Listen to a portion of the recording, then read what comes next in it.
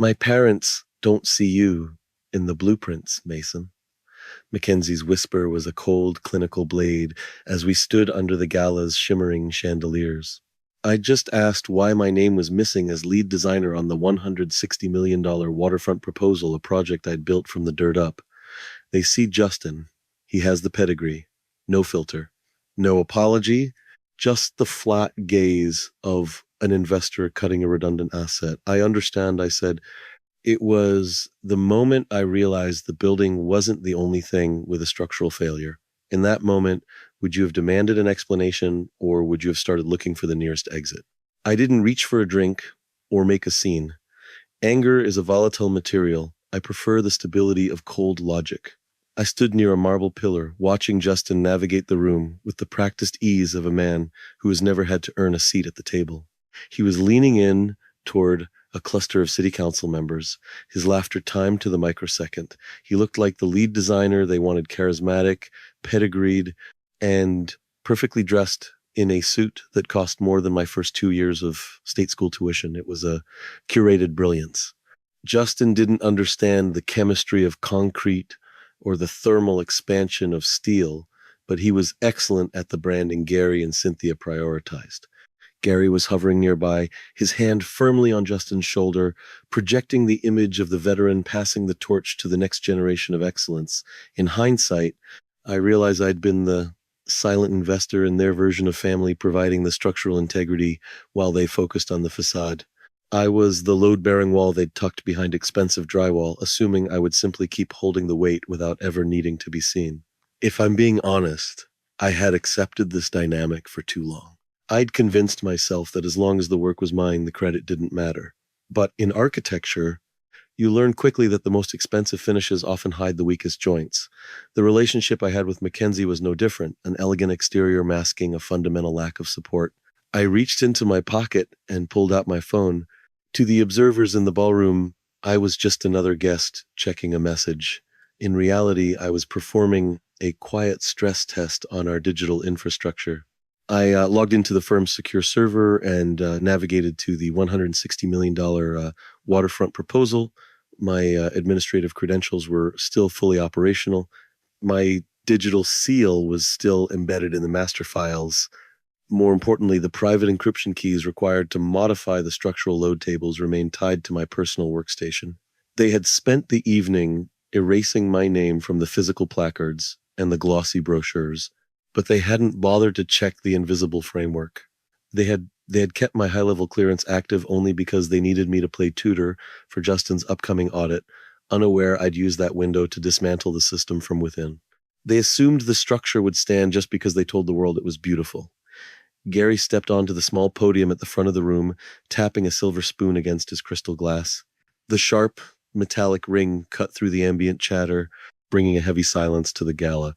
Gary beamed, his face flushed with the arrogance of a man who believes status is the same thing as competence. He raised his glass toward Justin, preparing a toast that would cement a lie and initiate a collapse they weren't prepared to handle. Gary's voice was the sound of a closing trap. As he stood on that podium, oscillating between words like legacy and pedigree, I felt the weight of a debt he still thought I owed.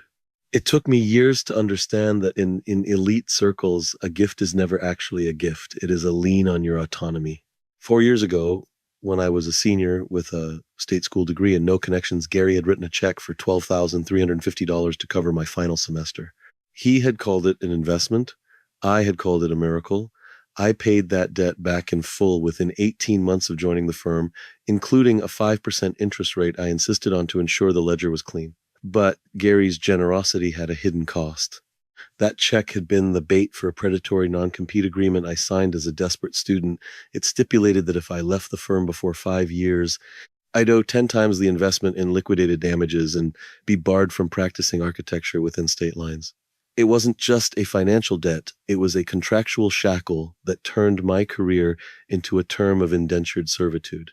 To the outside world, he was a mentor. To me, he was a jailer holding a $12,000 key. But for Gary, the check was never about the currency. It was about the leverage. In their world, it wasn't a financial obligation I had failed to repay, but a social debt of gratitude that Gary intended to collect for the rest of my career. To him, my state school background made me useful but never essential. I was the engine in the basement, while people like Justin were the ornaments on the mantle.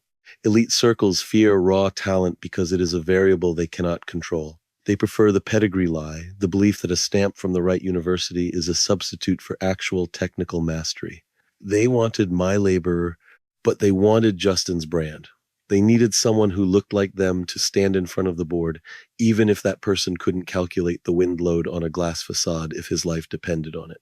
I'd been a silent investor in their reputation, trading my brilliance for the illusion of belonging. If I'm being honest, I had allowed them to believe I was satisfied with the arrangement. I had been so focused on the work that I hadn't noticed the floor being pulled out from under me. Architecture is about foundations, but I had built mine on the shifting sand of their approval.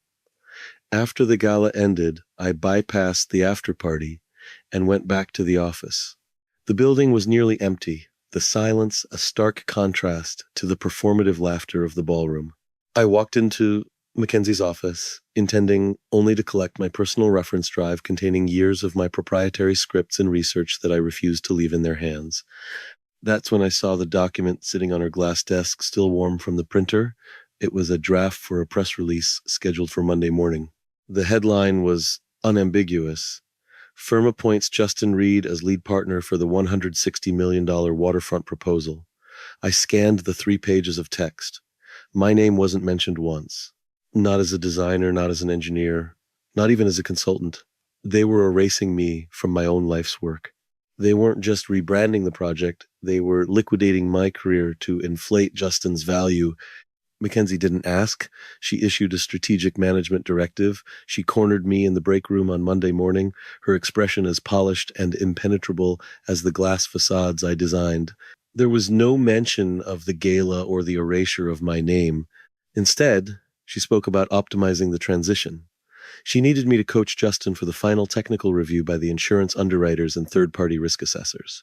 Apparently, the financiers wanted a deep dive into the structural load-bearing math, and Justin's charming anecdotes about architectural philosophy weren't going to satisfy a room full of forensic engineers.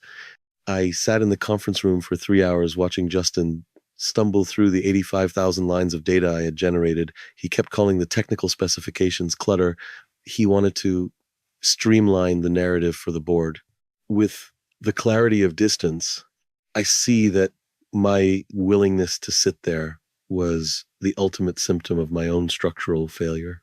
It was the sunk cost of loyalty, a psychological trap where you keep pouring resources into a crumbling structure because you can't admit the foundation is beyond repair. It is like a foundation crack in a high rise. At first, it is a hairline fracture, easily ignored or painted over. But every day you stay, every compromise you make, the pressure grows. You tell yourself that if you just hold on a little longer, if you provide enough support, the building will stabilize. In reality, you are just waiting for the gravity of their character to pull the whole thing down. I'd been the silent pylon for this family for years, but even the strongest steel has a fatigue limit. The limit was reached when Justin pulled up his simplified version of the site survey. He had removed the deep piles, the expensive, high-density pylons designed to anchor the structure into the unstable Chicago marshland. He called it a value-engineered solution that would save the firm $12 million in upfront costs. I stared at the screen, my mind instantly running the fluid dynamics of the subsoil. Without those pylons, the $160 million waterfront tower wouldn't just settle, it would tilt. Within 5 years, the structural integrity would be compromised. Within 10, it would be a legal and physical catastrophe. Justin was beaming, proud of his efficiency. He didn't see the math. He saw a bigger bonus. If I stayed and corrected him, I would be protecting the people who had just publicly humiliated me. If I signed off on his narrative, my professional seal would be tied to a sinking ship. I realized then that Gary and Cynthia hadn't just chosen a name, they had chosen a lie. They were so blinded by Justin's pedigree that they were willing to build a legacy on a swamp. I didn't argue. I didn't point out the fatal flaw. I simply took a deep breath and felt the final thread of my loyalty snap free. I looked at Justin, who was leaning back in his chair, feet up on the mahogany table I'd worked at until 3 a.m. for 6 months. It was the ultimate display of unearned entitlement, treating a sacred workspace of technical precision like a footrest for his arrogance. It's a bold choice, Justin, I said, my voice clinical and quiet. The board will certainly find it memorable. He didn't catch the subtext. He just checked his gold watch and stood up. Glad we're on the same page, Mason. Mackenzie said you were a team player. Later that afternoon, a text from her appeared on my phone. Justin is ready. The board meeting is in 48 hours. Don't be late to watch him win. I didn't spend the night drafting a resignation letter. Emotion is a bad architect. It focuses on the wreckage rather than the reconstruction. Instead, I drove to a nondescript diner in the South Side to meet Arlo. Arlo had been the firm's head of information technology for 15 years before Gary fired him 3 months ago for a lack of cultural fit. In the parlance of our elite firm, that usually meant Arlo had seen a ledger he wasn't supposed to. Arlo didn't say much. He just handed me a physical encrypted drive across a table, sticky with cheap maple syrup. I kept the mirror logs, Mason, he whispered. I knew they'd try to scrub the trail once the waterfront project went live. I spent the next 4 hours in my studio apartment, the blue light of the monitors illuminating a reality that was far darker than simple pedigree bias. Gary and Cynthia weren't just elitists. They were desperate. They had been raiding the employee pension fund to finance the massive overhead of the $160 million waterfront project. They weren't building a landmark. They were running a sophisticated shell game where my brilliance was the bait. The waterfront project wasn't a landmark. It was a desperate final gamble to hide the fact that the firm's accounts had been hemorrhaging for years. The truth was finally laid bare. I see that my loyalty had been an investment in a bankrupt company. I'd been the silent partner in an enterprise that traded on my integrity while liquidating the future of its employees. It took me years to understand that some forms of dependence remain invisible until you stop cooperating. I had been their most valuable asset, not because of my designs, but because my silence was the only thing keeping their fraud structural. If I'm being honest, I felt a strange sense of relief. The discovery de-romanticized my departure. This wasn't a breakup anymore. It was an accounting. A subscription where I was the only one footing the bill had finally reached its expiration date. My compassion for Mackenzie, for the family I thought I was joining, was a luxury they had overdrafted for years. By 4:15 a.m., I had compiled the dossier. It wasn't just my resignation. It was a total professional audit. I prepared a formal notification for the city building department. In the world of architecture, the design belongs to the firm, but the professional seal, the stamp that guarantees the safety and assumes the legal liability, belongs to the individual architect. I was the sole architect of record filed with the city of Chicago for this project. By withdrawing my seal, I wasn't just taking back a signature. I was stripping the project of its legal safety certification. In the US, a firm can own the drawings, but they cannot legally build them without a licensed architect's active endorsement of the structural integrity. Since Justin had unauthorizedly altered the foundation plans, my withdrawal triggered an automatic stop work order from the building department. I didn't need to own the paper to render it useless. I just needed to refuse to be the sacrificial lamb for their negligence. Like, I was going to withdraw my seal. And without that stamp, the $160 million waterfront project would legally cease to exist as a construction-ready entity. It would become a pile of uncertified paper. I wasn't just leaving a firm, I was reclaiming the invisible infrastructure of my own worth. I placed a copy of the $12,350 check, the exact tuition Gary had used as a leash, into a crisp white envelope. I left a note on top. Consider us even on the past. The future belongs to the Creator. The board meeting began exactly at 10 a.m. sharp.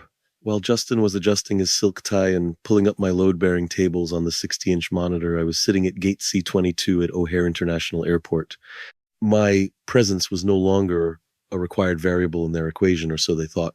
I watched the clock, my pulse steady, a stark contrast to the frantic energy I knew was currently filling the executive suite downtown.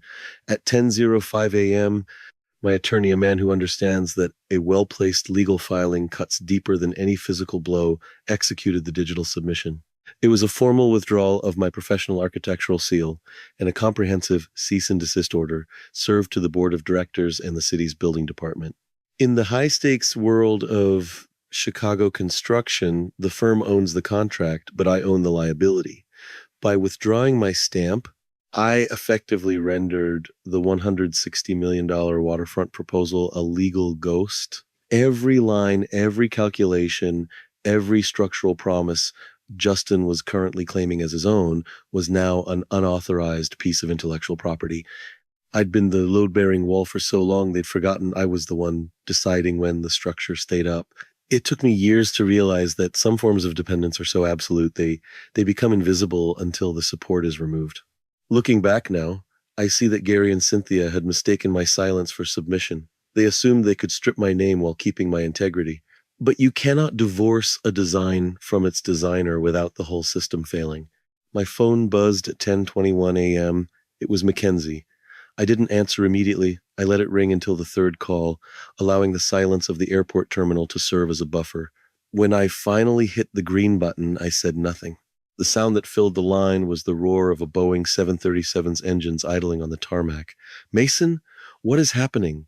The city inspectors just walked into the room. Mackenzie's voice was no longer polished. It was shrill, the cracks in her brand, equity finally showing.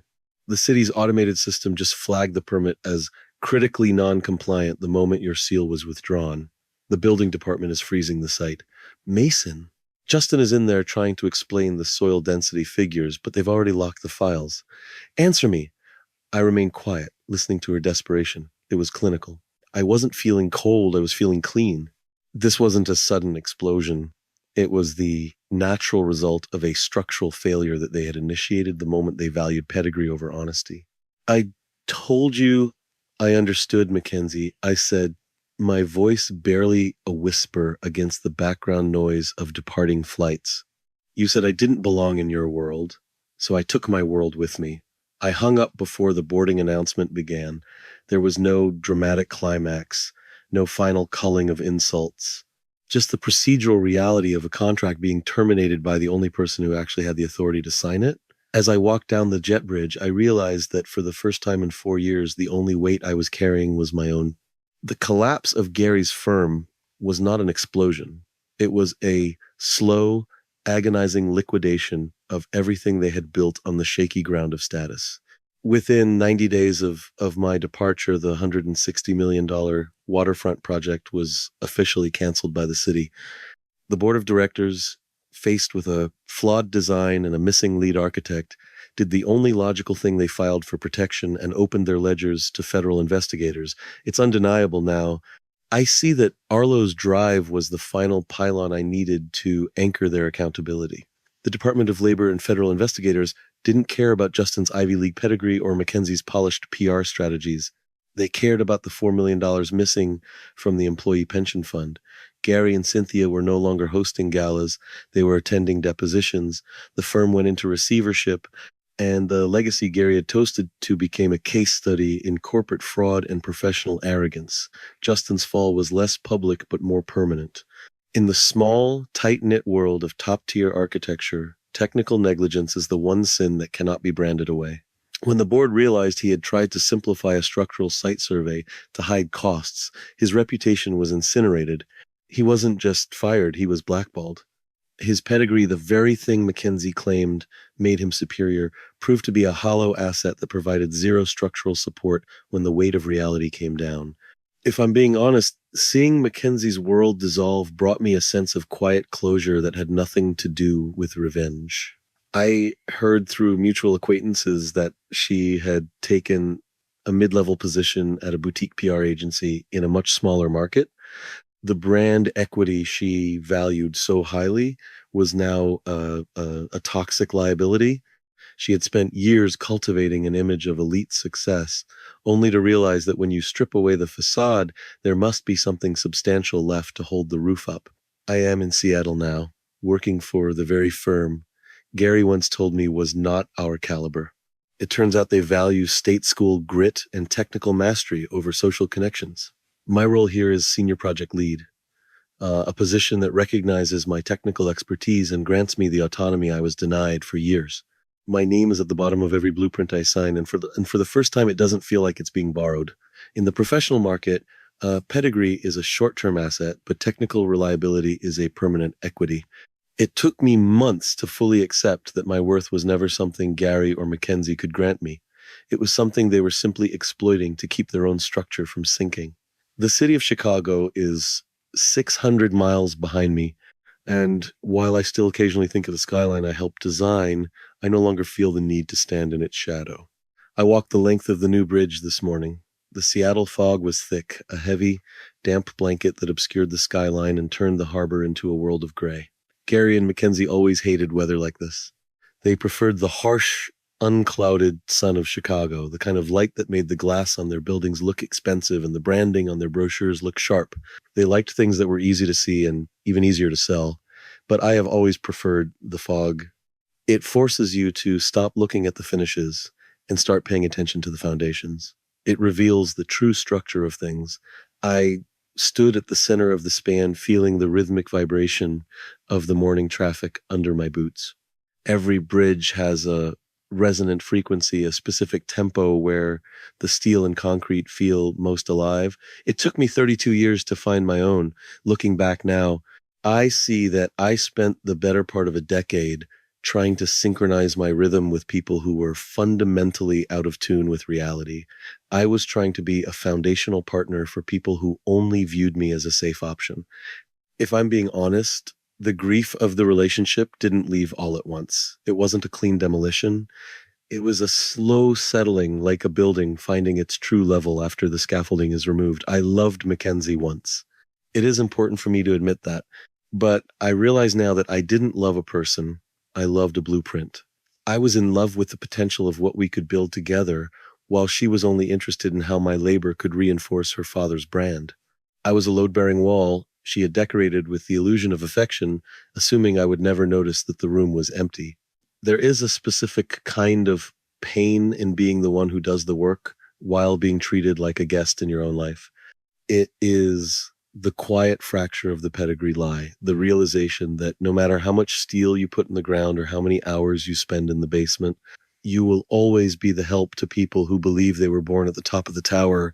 It took me years to understand that worth is not something granted to you by a board of directors or a wealthy father-in-law. It is something you own. It is the intellectual property of your soul. To those of you listening who have spent years being the reliable pylon for a family or a firm that only acknowledges your name when there is a leak in the roof, I want you to listen to the silence. There is a profound power in withdrawing your cooperation from a system that doesn't respect your value. You aren't being difficult. You aren't being dramatic. You are simply reclaiming the resources you have been overinvesting in a bankrupt enterprise. You are stopping the overdraft.